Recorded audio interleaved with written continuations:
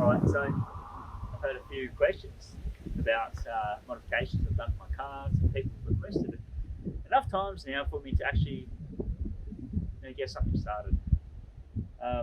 So I don't know if we'll get it all done in one video, but I'm going to do the outside, the inside, and underneath. So I'm going to start with the outside. I've got myself a list here because I can't remember everything. So let's start off at the front with the I guess the Steedy 6.5 inch bodies. They are amazing, by the way. If you are looking for a set, do not hesitate to buy the Steedy ones. I had to go the 6.5 inch because of my ECB bar. That's all it'll fit, but I don't regret it at all. The fact that they're only 6.5 instead of 9 inch, it makes little difference to me because they're so good.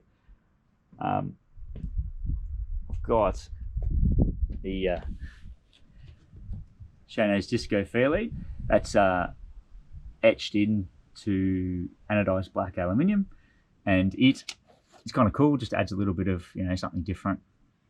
Alloys. So they're 16x8 factory alloys, and the factory beads are amazing. Aftermarket beads, I mean, there's nothing wrong with them, but the Land Rover ones just are amazing. Have you ever seen a tyre fitter trying to get a soft Michelin tyre off one of these beads? It's not an easy task. With my Nitto trail grapplers, they're really good tyre. They're kind of heavy, but I think that's what you have to, you have to deal with that if you want a good tyre. I don't really want punctures and all the rest of it, so I'm happy with it. You see in there, I've got slotted but not cross-jeweled rotors.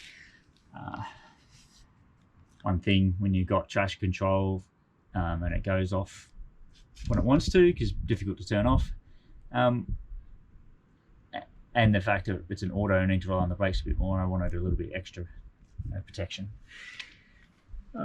just to make sure I don't cook them. So what else we got? We've got the ARB side steps. We've got the weather shields, which some people like, some people don't. Actually got a set of slimline weather shields to go on, because I actually don't like these ones so much, because they interfere with my mirror.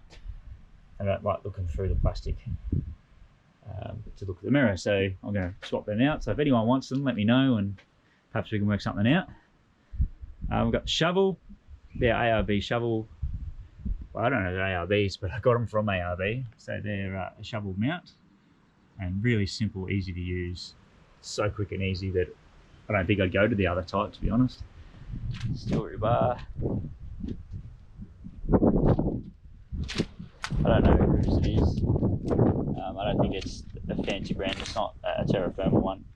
It's too cheap for that, but it works well. The butter.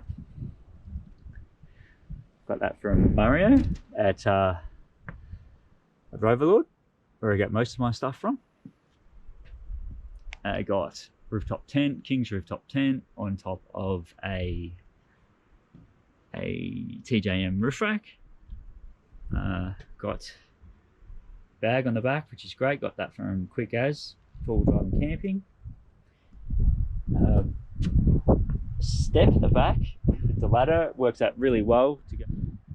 I've got a factory tow pack, because I got a Heyman Reese one on a different car, but I can't fit the step with that, so swapped it out, made sure I got the factory one.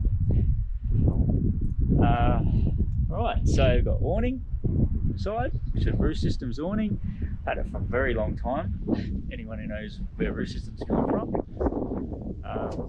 But it's gone really well. It's very worn out now. I've had it for years. So it's rooftop 10 actually, it's worn out. I need to replace them both. The King's lights as well, they're a bit padded as well. They're all 6 years old.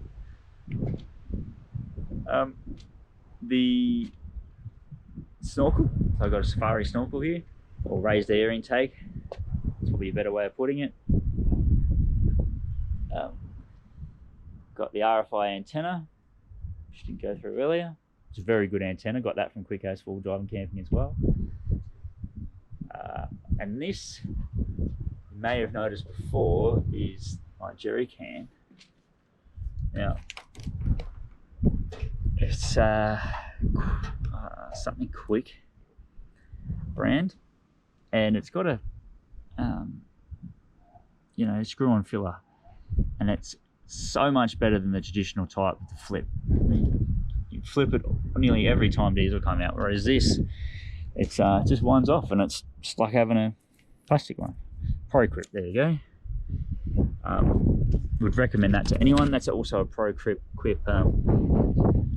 holder, and I can buy it on its side simply because of that type of outlet. I've got a part that screws into there, and it's an adjustable filler, so it goes straight into the tank, so I don't even need a funnel. You might have noticed also that I've modified this roof rack. So shout out to Watto, because he helped weld it up for me before I went away on my last trip. I had to cut it off at the back so I could fit the rooftop tent on, but then that took the structural integrity away from it here, and it was no good. I had to get that sorted. I got the rest of it, so I can put it back to the way it was, because at some point I'm going to get rid of this rack,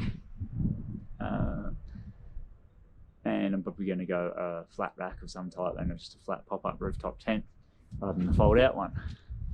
And you can see that this one is also a bit modified, because these are the two rails that you would normally have, whereas this is another modified top rail, which has been added on after. So I actually really like it. I'm glad I got it. It took me a while to get it here. I think I got it from South Australia, from bloke selling in South Australia. It was a bit of an ordeal, but in the end it come good.